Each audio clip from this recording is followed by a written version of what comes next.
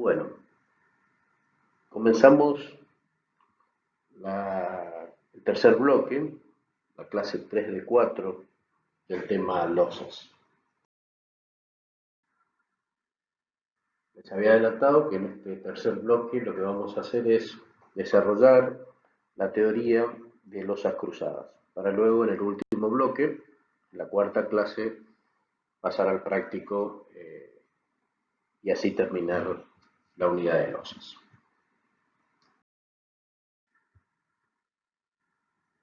Las losas que trabajan en dos direcciones, o losas cruzadas, en general se acepta o se entiende que tienen una relación de lados L mayor sobre L menor menor o igual a 2. Esto debemos comprender que esto es así y lo vamos a hacer así en los cálculos claramente manuales. De hecho, cuando veamos el estudio de solicitaciones, las tablas de apoyo para el cálculo de solicitaciones tienen como límite de aplicación dicha relación de lados. Lo cierto es que en realidad las estructuras no se comportan exactamente de esa forma o con ese límite o con esa frontera. Losas con apoyos en sus cuatro bordes, con relaciones de lados aún mayores que 2, pueden tender a transmitir sus esfuerzos en ambas direcciones. Pero bueno, hay que poner un límite a los análisis, sobre todo a los manuales, ¿no? Para simplificar un poco la cosa. El día que ustedes modelen con software se van a dar cuenta de que ese límite no es tan así y verán que aún con relaciones de lados diferentes o mayores a 2, hay cierta tendencia digamos, a una distribución biaxial. Pero bueno, eh, para lo que vamos a, la forma que vamos a trabajar en el dictado de la materia, que es con cálculos manuales, este va a ser nuestro límite de aplicación. Por otra parte, es importante reconocer que hay una fuerte incidencia del comportamiento de las vigas que sirven de apoyo a las losas en el comportamiento de las losas propiamente dichas. Entonces, lo que vamos a ver en esta unidad son losas cruzadas que podemos asumir con un comportamiento independiente de las deformaciones de las vigas. ¿Sí? Ya las podemos calcular en forma aislada, por decirlo de alguna manera, sin tener en cuenta las deformaciones de las vigas donde ella apoya. Entonces, todo esto a partir de la base que estamos trabajando sobre vigas rígidas. Y ya vamos a ver, lógicamente, un poquito más adelante, cómo vamos a, de alguna manera, asegurar dicha rigidez. Cuando esto no sea así, pasamos a conceptos de entrepisos sin vigas, o sea, losas sin vigas o losas sobre vigas flexibles, que tienen un comportamiento de alguna manera diferente al que vamos a ver en las próximas imágenes.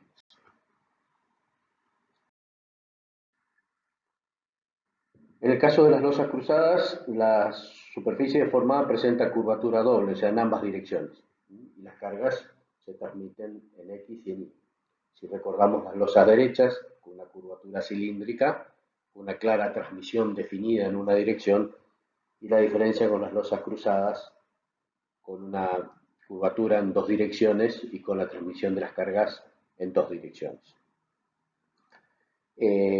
Las solicitaciones de losas cruzadas van a, digamos, el cálculo de las solicitaciones va a diferir de lo que ustedes manejan, o sea, es claramente diferente por la doble transmisión. En situaciones complejas se pueden recurrir a métodos numéricos, elementos finitos, por ejemplo, implementados en programas de computación, y en casos sencillos y habituales, que es lo que vamos a hacer en nuestras clases, se puede trabajar con métodos simplificados a través de coeficientes que se encuentran tabulados y que están básicamente en función de las condiciones de borde y de las relaciones de lados. Quizás el primer método, de alguna manera, que buscó intentar o calcular las solicitaciones de losas cruzadas es el método aproximado de las bandas. En este método, la losa cruzada, digamos, se distingue una faja en la dirección Y y una faja en la dirección X, y se asume que hay una porción de la carga que se distribuye en Y, una QI, y una porción de la carga que se distribuye en X, una QX.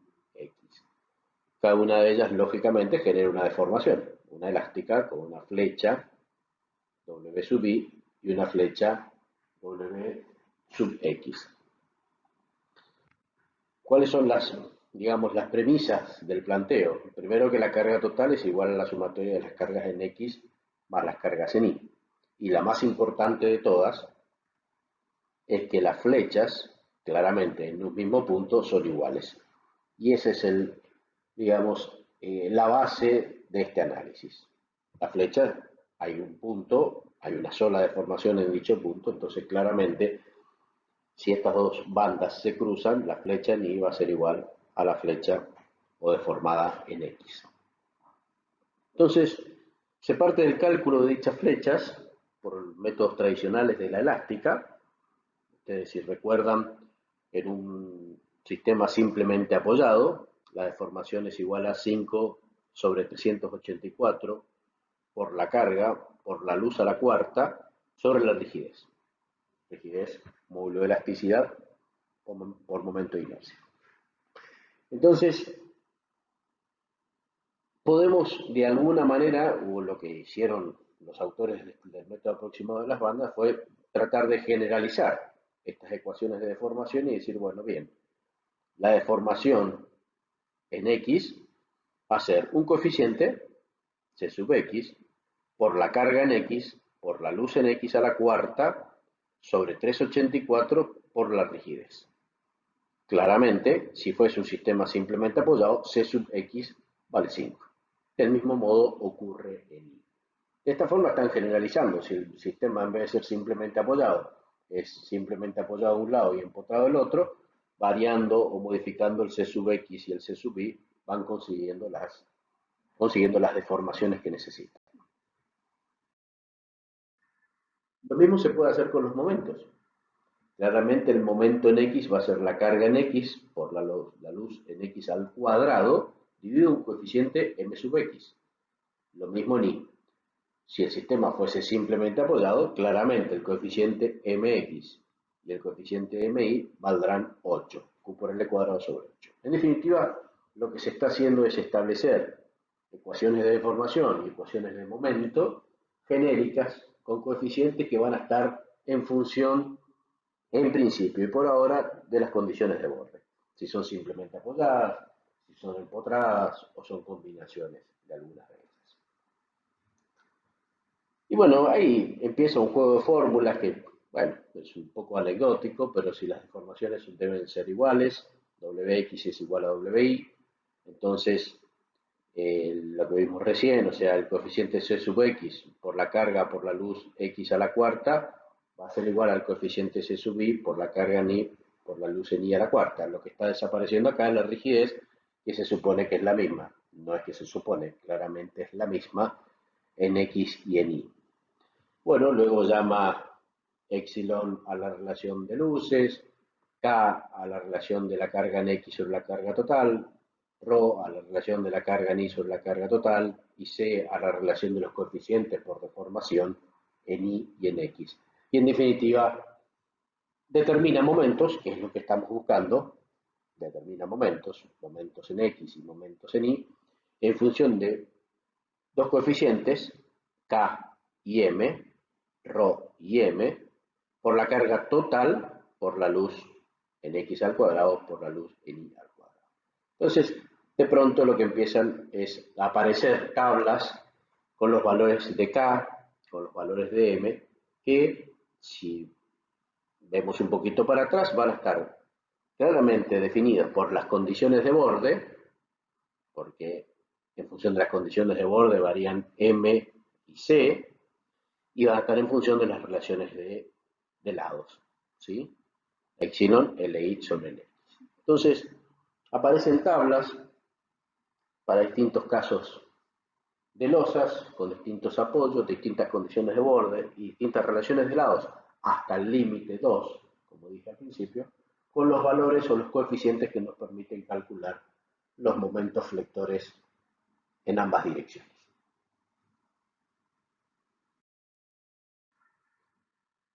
Pero ocurre algo con este método aproximado de las bandas. Si volvemos a ver la imagen de la deformación de las losas derechas, una curvatura cilíndrica, donde todas las bandas de 1 metro que habíamos imaginado tenían un comportamiento semejante, claramente eso es distinto en esta losa cruzada, donde la curvatura es en ambas direcciones, ¿sí? Al ser las curvaturas en ambas direcciones, ocurre esto. A diferencia de esto, fíjense acá que si yo desprendo una de las bandas y desprendo la siguiente, todas van a tener la misma deformación, la misma curvatura entre sí.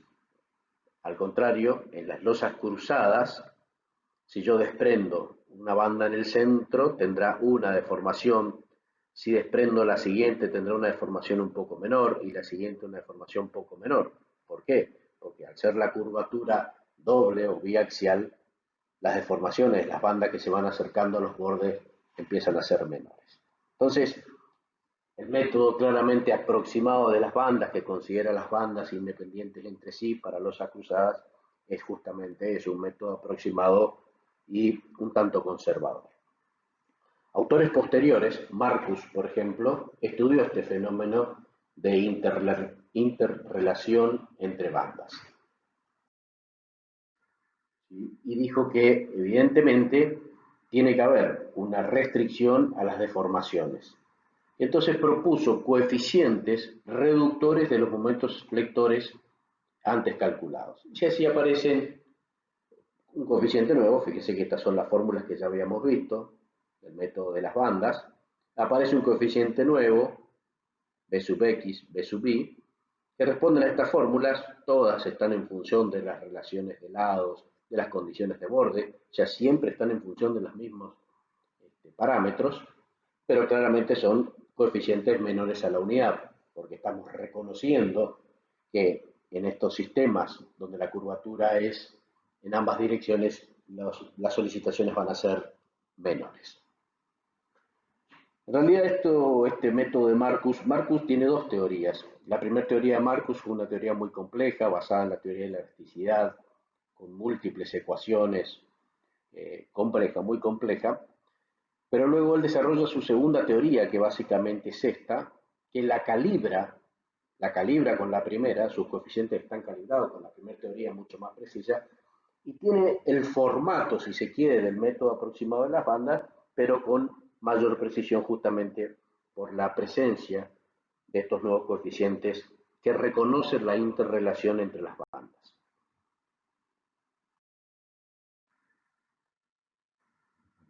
Pero claro, si reconocemos la interrelación entre las bandas y entendemos que esa interrelación se produce tanto en X como en Y, va a ocurrir esto que está pasando aquí. Aquí lo tenemos en una dirección y aquí lo tenemos en otra.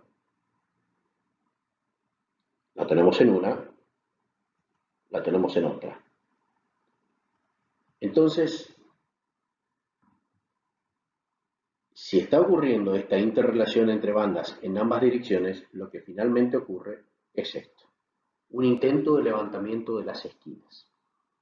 Por ese efecto, porque en definitiva hay un efecto de torsión que van generando las bandas entre sí, la que se deforma más hacia el centro se cuelga de la que le sigue, esta se cuelga de la otra que le sigue y van generando un efecto de torsión. Este efecto de torsión es bidireccional y termina generando eso que ustedes ven allí, que es un levantamiento de las esquinas de la losa. Entonces, si nosotros, en definitiva, queremos aprovechar esta posibilidad de reducir los momentos flectores en el tramo por esta interacción entre bandas, tenemos que evitar que se levanten las esquinas, porque si no evitamos que se levanten las esquinas, pues no estaremos aprovechando esa interrelación entre bandas, ¿sí? Entonces, caben dos alternativas: dejar que las esquinas se levanten y entonces los momentos de tramos van a ser mayores, estaríamos comenzando a perder esta ventaja a la cual nos referíamos, o anclar los bordes convenientemente O sea, evitar el levantamiento de las esquinas. En los casos en que las losas se hormigonan conjuntamente con las vigas de hormigón armado y son tomadas por los estribos es la armadura de corte de las vigas, se crean anclajes que impiden el levantamiento de las esquinas. Entonces, si tenemos, o sea, porque pasan dos cosas. En primer lugar, tenemos que tener la posibilidad de sujetar la esquina. Si la sujetamos porque, por ejemplo, la losa está vinculada a la viga, si la sujetamos, va a haber una modificación tanto en la magnitud como en la dirección de los momentos flectores en las esquinas. Entonces, que tampoco podemos descuidar. Entonces tenemos las dos alternativas. O dejamos que las esquinas se levanten y mayoramos los momentos de tramos, es decir, empezamos a perder el efecto favorable de la torsión, o sujetamos las esquinas y aprovechamos el efecto favorable y disminuimos los momentos de tramos. Pero si sujetamos las esquinas, tenemos que aceptar que hay un cambio en las solicitaciones y tendremos que dimensionar, armar, controlar los esfuerzos de tracción que se van a producir en las esquinas como consecuencia del anclaje que estamos haciendo.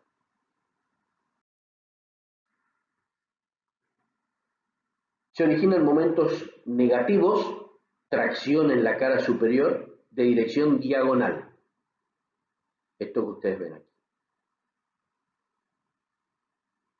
Y se producen momentos positivos, tracción en la cara inferior de dirección normal a la anterior. Es decir, que una vez que hemos decidido anclar la esquina, tenemos que aceptar que se producen solicitaciones extrañas, entre comillas, en las esquinas, que son de tracción en la cara superior en la diagonal y son de tracción en la cara inferior en la normal a la diagonal. Y bueno, claramente tendremos que poner la armadura que corresponda. Y esa armadura, tal como dice acá, va a ser llamada armadura adicional en las esquinas. Bueno, ya tenemos idea de cómo vamos a ir viendo el tema solicitaciones. Claramente esto lo vamos a repasar bien en el práctico, pero cómo vamos a ver las solicitaciones en losas cruzadas. Claramente va a haber tablas de coeficientes que van a estar en función de las relaciones de lados, de las condiciones de borde, y aplicaremos fórmulas muy similares, dependiendo de los autores, muy similares a las que hemos visto en mis imágenes anteriores. Pero bueno, a partir de ese momento empiezan a aparecer situaciones particulares, como son las continuidades. Por ejemplo, aquí vemos dos losas cruzadas continuas, ¿sí? En este caso tenemos cargas similares, o sea, la carga de la losa L1 es similar a la carga de la losa L2, los espesores de las losas son similares, las luces de las losas son similares, tanto en X como en Y.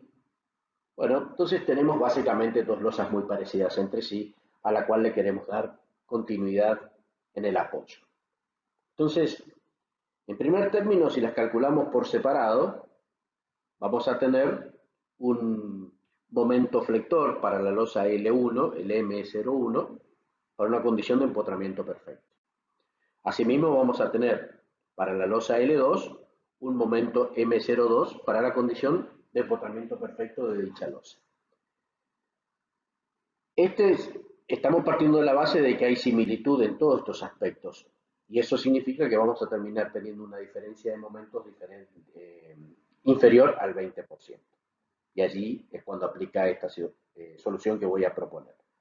En estas condiciones, si la diferencia de momentos es menor al 20%, podemos directamente tomar como momento de apoyo el promedio de los dos momentos. ¿Sí? Momento de la losa L1 como empotrada perfecta más el momento de la losa L2 como empotrada perfecta dividido 2, el promedio de los momentos. Claramente esto va a suponer o supondría una modificación de los momentos de tramo. Por ejemplo, en la losa L1, si el momento de empotramiento perfecto era M01, pero voy a tomar el momento promedio de apoyo, el momento de tramo va a pasar desde el momento de tramo por cálculo a un momento ligeramente superior, que es el momento de equilibrio. para la nueva condición que estoy imponiendo.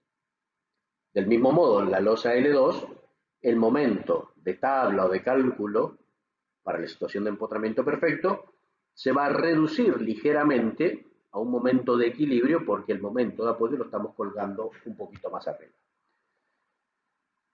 En las condiciones en que hablamos, donde se dan todas estas similitudes, donde se termina, gracias a esas similitudes, terminamos teniendo una diferencia de momentos de apoyo de empotramiento perfecto inferior al 20%, lo cual nos permite tomar el promedio, estas correcciones no son necesarias, porque realmente las diferencias van a resultar, en el peor de los casos, del orden del 10%. Entonces, podemos tomar en el apoyo el momento promedio y en los tramos directamente los momentos que calculamos por tablas, sin necesidad de corrección alguna. Diferente es la situación cuando ya no existen esas similitudes, tenemos o pretendemos dar continuidad a una losa cruzada de gran tamaño con una losa cruzada mucho más pequeña. Entonces, de vuelta, tenemos el momento de empotramiento perfecto de la losa L1 y tendríamos el momento de empotramiento perfecto de la losa L2. Esto, si buscamos o si le damos continuidad realmente, va a tender a un momento de apoyo de este tipo, muy próximo al momento de empotramiento perfecto de la losa mayor. ¿En qué termina esa situación? Y que esta losa pequeña, cuyo momento de empotramiento hubiese sido este, pasa a ser este, se cuelga de la losa L1 y prácticamente toda la losa queda con tracción arriba, lo cual es una situación poco recomendable, muy poco recomendable. Entonces, en estos casos directamente lo que se hace es, o se toma directamente como momento de apoyo el momento de la losa más chica, entonces la losa más chica queda directamente con el valor de tabla, y la losa más grande claramente se considera este momento más pequeñito y hay que corregir el momento de tramo porque ya no va a ser este valor que está aquí, que era para este momento de apoyo, sino que va a ser todo este valor que está aquí, que va a ser para este momento de apoyo. Y la otra alternativa, quizás la más racional, por decirlo de alguna manera, es directamente descartar la continuidad. Punto. O sea, al tener semejante diferencia de luces, probablemente de cargas, probablemente de espesores, entre una losa y la otra, cortar la continuidad y hacer dos losas directamente, simplemente apoyadas.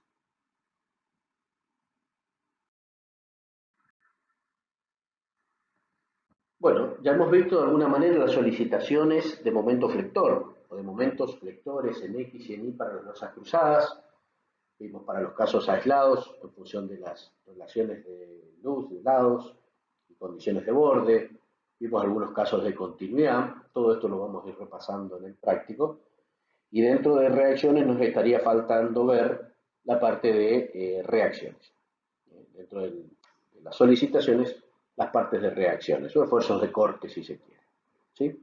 Entonces, eh, tenemos que recordar que estamos trabajando con losas sobre vigas rígidas. Fue, digamos, el punto de partida de esta clase.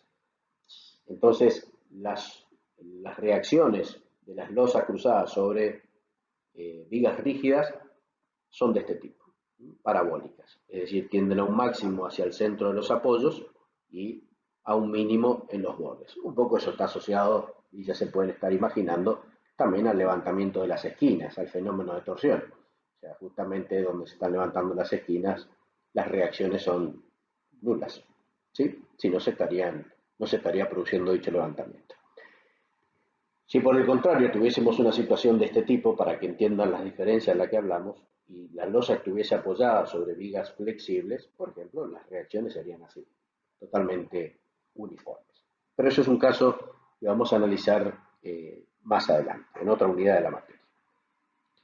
La forma simplificada de analizar estas parábolas, o esta distribución, digamos, que tiende a máximos en la zona central de los apoyos y a mínimos en los bordes, es a través de la conformación de figuras de este tipo, de trapecios y triángulos.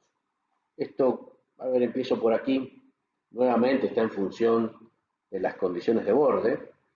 Lo que tenemos que hacer es en cada esquina trazar una línea que tendrá ángulos de 45 grados, de 30 o de 60 grados. Si las condiciones de borde de los dos lados que convergen al punto, o al nudo, o al vértice donde estamos trabajando, son iguales, como es este caso, apoyo simple y apoyo simple, la línea que sale es de 45 grados, o sea, 45 grados a cada lado de la línea. Lo mismo pasa aquí, lo mismo pasa aquí, lo mismo pasa aquí, y se conforma esta figura donde este trapecio es la reacción sobre la viga que estaría acá. Este triángulo es la reacción sobre la viga que estaría acá. Y así con el resto de los lados. Por ejemplo, acá tenemos otro caso, donde tenemos dos lados empotrados y dos lados de apoyo simple. Entonces, en los dos lados empotrados, 45 grados y 45 grados. En los dos lados simples, 45 grados y 45 grados. Y cuando convergen dos situaciones de borde diferentes, hay que darle 60 grados al de mayor empotramiento, por decirlo de alguna manera, y 30 grados al de menor. Entonces, en este caso se le da 60 grados hacia el lado empotrado, 30 grados hacia el lado de apoyo simple.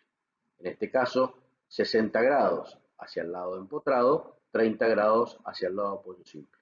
Nuevamente se extienden las líneas, donde se interceptan, se cierran las figuras y tenemos nuevamente los trapecios y los triángulos, que son las reacciones sobre cada uno de los lados, en definitiva, sobre las vigas rígidas que reciben a nuestra losa cruzada. Bien, algunas consideraciones particulares. Losas con apoyos en los cuatro bordes, pero con relación de lados mayor que 2, se pueden analizar como losas derechas. Bueno, eso es lo que decíamos hoy, en los cálculos manuales es la forma en la que nos vamos a manejar. O sea, si la relación de lados es mayor que 2, aun cuando tengamos apoyos en los cuatro bordes, podemos asumirlas como derechas. Cuando la losa tiene un borde libre, o dos bordes libres adyacentes, mientras la relación de lados sea menor o igual a 2, se comporta como losa cruzada. Y bueno, insistir con el cuidado del concepto de apoyo sobre vigas rígidas. O sea, si no se verifica esa condición, hay que analizar en forma conjunta las losas y las vigas, que ya les dije anteriormente, va a ser un tema particular de la materia más adelante.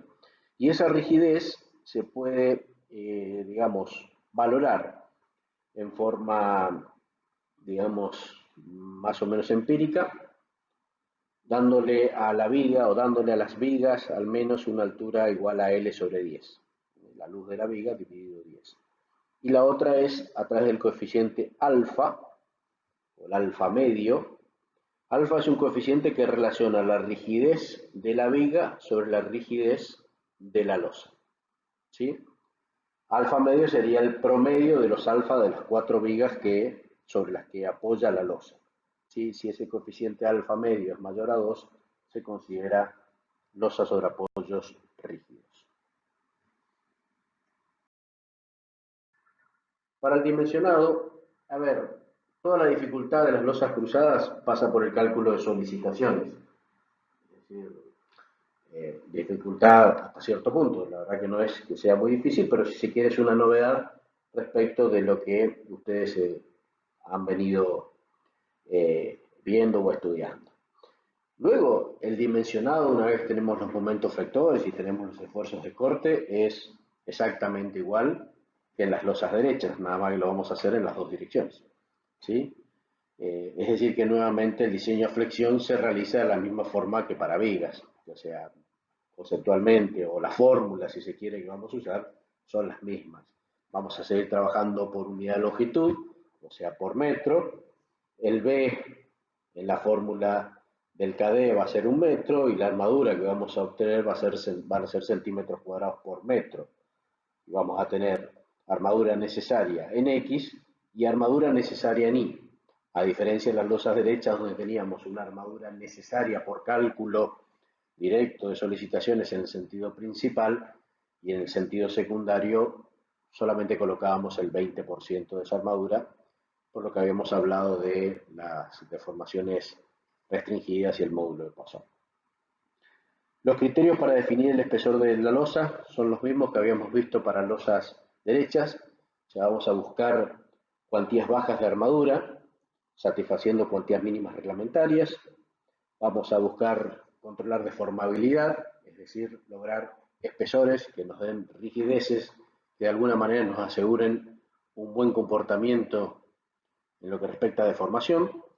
Y vamos a buscar que la resistencia al corte, dada por el hormigón en forma exclusiva, sea mayor que el esfuerzo de corte que se produce en el sistema. En cuanto a las armaduras, bueno, digamos, las condiciones o las prescripciones son muy similares a las que hemos venido viendo para losas derechas. Las barras se disponen según las dos direcciones de trabajo, calculadas con momentos MX y MI. Digamos, va a haber un momento mayor en alguna de las direcciones, claramente pondremos la armadura en dicha dirección abajo y la armadura en la dirección menos solicitada la pondremos arriba, simplemente para ganar brazo de palanca.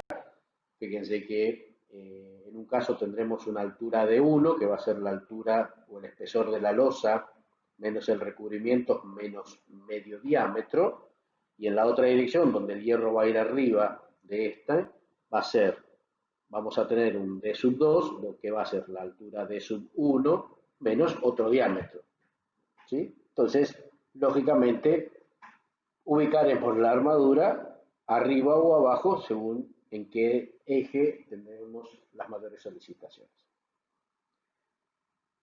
En cuanto a las prescripciones normativas, se deben verificar en ambas direcciones todo lo que vamos a ver a continuación. Acá no hay sentido principal o secundario. Sí puede haber un sentido con mayor esfuerzo que otro, pero no hay principal y secundario. Ambos deben considerarse con solicitaciones directas. Entonces, en el CELSO 201, en el apartado 765, aplican las mismas indicaciones de separación máxima por flexión para ambas direcciones, nada más que se corrige, en vez de 2,5 veces el espesor H de la losa, va a ser 2 veces el espesor H. Luego 25 veces el diámetro de la barra, luego 300 milímetros, y por supuesto hay que respetar como máximo la menor de las tres. En cuanto al apartado 712, que nos hablaba de armadura mínima por contracción y temperatura, lógicamente, por lo que ya hemos dicho, aplica las dos direcciones, tendremos que respetar la cuantía mínima.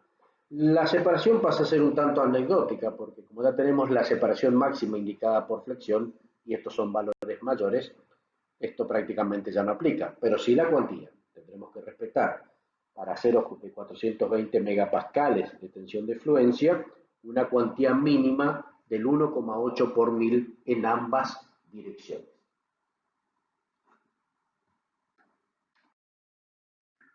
En cuanto al apartado 10.6, que hablaba de la separación máxima para control de fisuración por flexo-tracción, aplica, insisto, en las dos direcciones.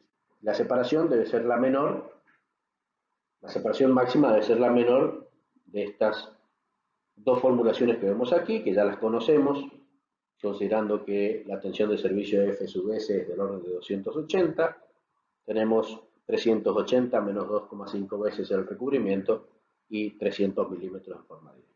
Son las mismas, exactamente las mismas prescripciones que hemos visto para losas derechas, salvo ese pequeño cambio en la separación máxima por flexión, donde en lugar de 2,5 veces el espesor de la losa, tomamos 2 veces el espesor de la losa.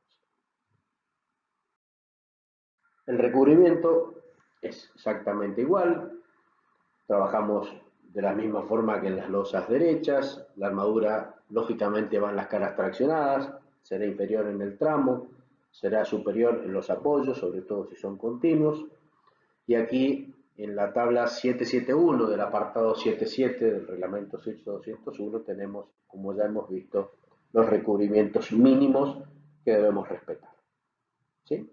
Básicamente, para los casos tradicionales de losas de entrepisos de edificios, corresponde el caso C, en general con diámetros menores a 32 milímetros, y para clases de exposición A1 y A2, un recubrimiento de no menos de 20 milímetros. Y finalmente, para terminar este tercer bloque, referirnos a la armadura adicional en las esquinas, esta armadura que habíamos mencionado como necesaria, es decir, si teníamos la posibilidad o los elementos estructurales necesarios para poder anclar las esquinas y optamos por hacer uso de dicho fenómeno a favor, es decir, reducir los momentos de tramo, bueno, tenemos que aceptar que aparecen solicitaciones extrañas, entre comillas, habíamos dicho, que deben ser absorbidas. Entonces, la armadura de esquina se dispone contra la cara superior y otra contra la cara inferior, de sección igual en cada dirección a la máxima armadura de tramo. En definitiva, la misma armadura que hemos calculado para el tramo la vamos a replicar en las esquinas arriba y abajo. Esto lo indica el reglamento CIRSO 201 en el apartado 1336. Por ejemplo, indica también que esta armadura adicional a ubicar en la parte superior e inferior de la losa debe ser suficiente para resistir un momento por metro de ancho de la losa igual al máximo momento positivo que se produce en ella. Esto está diciendo lo mismo que hemos dicho en el párrafo anterior. Es decir, vamos a colocar en las esquinas la misma armadura que tenemos en el tramo, arriba y abajo.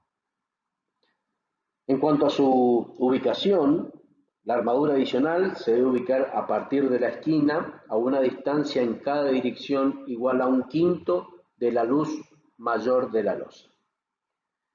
En principio, esta armadura adicional se debería ubicar en una faja paralela a la diagonal en la parte superior y en una faja perpendicular a la diagonal en la parte inferior de la losa. Si se acuerdan, cuando vimos el fenómeno, los esfuerzos de tracción se producían en la diagonal y en la normal en la diagonal. Se permite directamente armar en forma ortogonal, ¿sí? O sea, en las direcciones X e Y, y no tomar, digamos, el sentido de la diagonal y la normal a ella.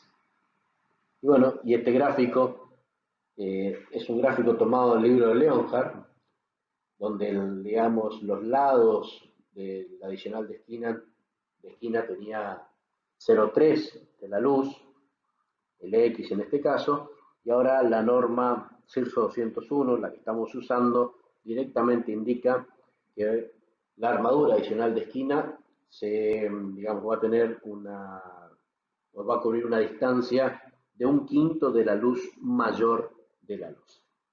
Entonces, calculada la armadura necesaria en el tramo de la losa y habiendo considerado el efecto favorable de las esquinas, aceptando que aparecen solicitaciones en esas esquinas, vamos a reforzar las mismas en una sección de lados 1/5 de la luz mayor, tanto en X como en Y, en las 4 esquinas, arriba y abajo, con la misma armadura, la misma cuantía que hemos determinado en el tramo. Con esto se termina el tercer bloque, la clase 3 de 4, se termina la teoría de la unidad de losas, y en el último bloque, que ya está a disposición, vamos a ver ejercicios prácticos de losas cruzadas, vamos a ver un caso de una losa cruzada aislada y vamos a ver un caso de una serie de losas cruzadas continuas. Hasta luego.